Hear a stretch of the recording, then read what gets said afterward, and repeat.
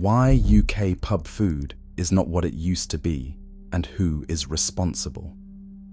There was a time when a pub meal meant something. A proper steak and kidney pie made in the kitchen that morning. A Sunday roast carved at the table. A fish and chips cooked fresh to order. That pub still exists in your memory, but it barely exists on the British high street anymore. What replaced it is factory, produced frozen meals reheated in combination ovens, plated up to look home-cooked, and served to you at restaurant prices. We investigated what happened to the Great British Pub meal, which companies are responsible, and why the food on that chalkboard menu is not what it appears. And by the end of this video, you will understand exactly what was taken from you and who profited from it. For generations, the British pub was more than a place to drink. It was the centre of community life. The local landlord knew your name. The landlady cooked the food. The menu changed with what was fresh and available. A proper ploughman's lunch, a hand-raised pork pie, a steak and kidney pudding that had been on the stove since morning.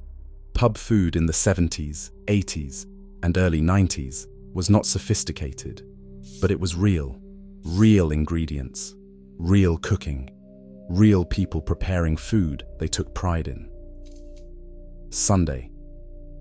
Lunchtime was sacred. The roast beef carved at the pass, Yorkshire puddings made fresh that morning, roast potatoes cooked in proper fat. British families drove to country pubs specifically for the food, not just the beer. The pub kitchen was a genuine kitchen, with a proper cook, following proper recipes. That world still exists in scattered pockets across Britain, but for the majority of British pubs, especially those operated by major pub chains, it disappeared quietly over the last 3 decades, and most customers never noticed it happening. To understand what happened to pub food, you need to understand what happened to pub ownership. In 1989, the government introduced the beer orders, a piece of legislation designed to break up the dominance of large brewery companies over the pub trade. The intention was to create more competition and give landlords more independence. The consequence was the opposite. Large brewery companies sold their pubs, but they were not bought by independent landlords. They were bought by large pub companies called pubcos. Mitchells and Butlers, Green King, Marston's, Stonegate, I Group, and Admiral Taverns. These companies accumulated hundreds and then thousands of pubs across Britain. By the 2000s, a small number of large pub companies controlled a significant majority of the British pub estate. And with consolidation came centralisation, centralised purchasing, centralised menus, centralised food production. The independent landlord cooking their own food in their own kitchen was replaced by a corporate food model designed to deliver consistency, reduce costs, and maximise profit across thousands of locations simultaneously. The Great British Pub meal was not destroyed overnight. It was quietly replaced, pub by pub, over 3 decades. Now let us talk about how pub chain food actually works today. Major UK pub chains do not employ chefs who create menus from fresh local ingredients. They employ kitchen staff who follow reheating and assembly instructions for centrally produced food. Here is how the model works. Food is produced at large central facilities or by contracted food manufacturers. Pies, curries, lasagnas, burgers, fish dishes, steaks, all produced in bulk at factory scale.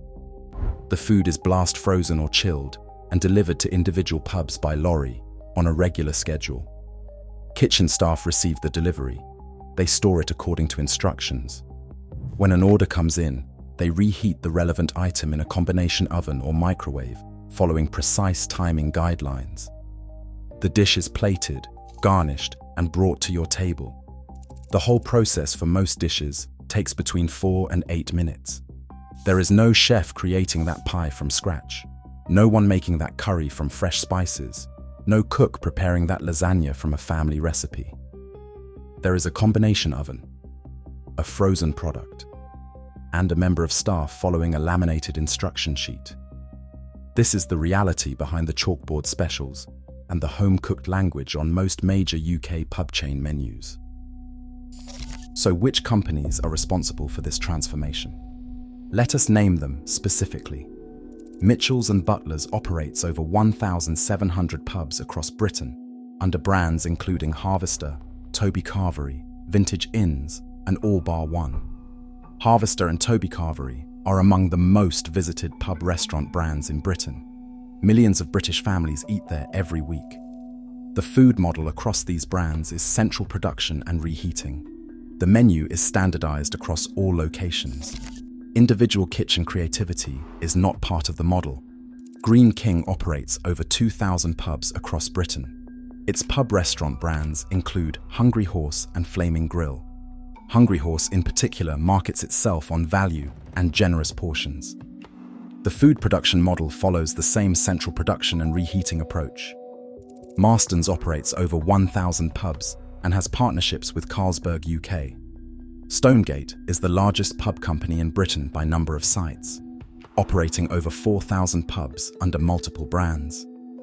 These companies between them operate tens of thousands of pubs across Britain, and the food model across the overwhelming majority of their estate is the same: factory produced, centrally delivered, reheated on site. Now let us talk about the people who used to cook that food. The tied pub model that emerged from consolidation changed the economics of running a pub fundamentally. Tied landlords, those who lease their pub from a large pubco, are required to purchase their beer, food, and often other supplies exclusively from their pub company at prices set by the pub company. This is called the tie.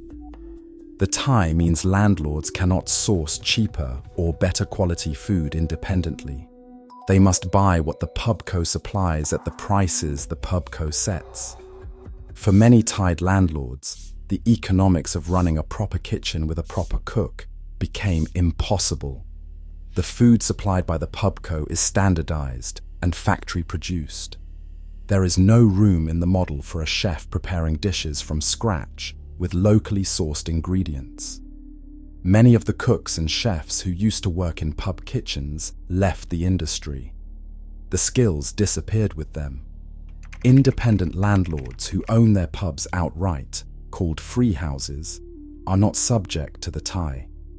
They can source food independently and cook properly, and many of them still do.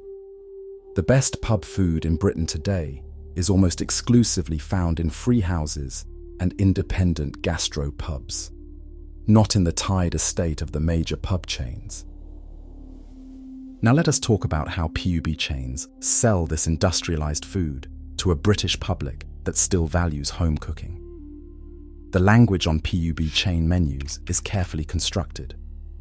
Home cooked, freshly prepared, made with care, proper pub food, traditional recipes, classic British dishes. These phrases appear on chalkboards, menus, and websites across the major pub chains. None of them are technically illegal. None of them are straightforwardly false in every circumstance. But they create an impression of food prepared on site from fresh ingredients by people who care about cooking. That impression is not accurate for the majority of dishes served in the majority of major pub chain locations. The chalkboard outside your local Harvester or Hungry Horse is not advertising food made in that kitchen that morning. It is advertising food made in a factory somewhere in Britain, frozen, delivered by lorry, and reheated in an oven by a member of staff following a laminated instruction sheet. The language of home cooking is being used to sell industrial food production, and it has been happening in plain sight for 30 years. So where can you still find a proper pub meal in Britain? The answer is free houses and independent gastropubs. A free house is a pub that is not tied to a large pubco. The landlord can source food, beer, and supplies independently. Free houses are more likely to have kitchens with proper cooks preparing food from fresh ingredients. They are also more likely to use local suppliers, local butchers, local bakers, local produce. How to find them? First, look for pubs that describe themselves explicitly as free houses. The term is still used proudly by independent landlords. Second, look for short menus. A pub with 8 to 12 dishes prepared properly is more impressive than a pub with 40 dishes produced centrally. Third, look for menus that change regularly. Seasonal menus, daily specials, and dishes that reflect what is locally available suggest genuine cooking rather than a fixed centralized menu. Fourth, look for pubs that name their suppliers. Beef from a named local farm, vegetables from a named local grower, bread from a named local bakery. These are signs of genuine provenance and genuine cooking. Fifth, use the Camera Good Pub Food Guide. The Campaign for Real Ale publishes guidance on pubs serving genuine quality food. It is an excellent resource for finding proper pub meals in your area. The Great British Pub Meal has not disappeared entirely, but you have to look harder to find it than you did 30 years ago. But here is what should truly concern you. The industrialization of pub food is just one part of a much larger story about how British food culture has been quietly replaced by corporate convenience without most people ever noticing. Before we finish, take a second to subscribe and hit like. It helps push this investigation to the people who need to see it. Let us keep going. The Great British Pub Meal is not what it used to be, and now you know exactly who is responsible. 6 major pub companies controlling tens of thousands of pubs. A tied model that made independent cooking economically impossible for most landlords. A central production system that replaced proper kitchens with combination ovens and laminated instruction sheets. And a language of home cooking deployed to sell factory food to a British public that trusted the chalkboard. This is not nostalgia. This is not imagining that everything was better in the past. The food genuinely was different. The cooking was genuinely real.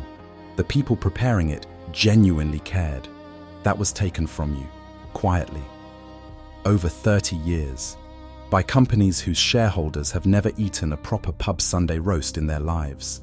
You do not have to stop eating at pubs, but you should know which pubs to trust.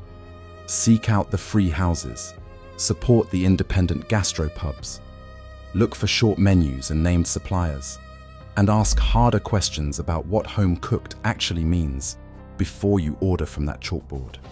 Because if this is what happened to pub food, what do you think happened to the fish and chip shop, the corner cafe, and every other great British food tradition that was bought, centralized, and quietly industrialized over the last 30 years?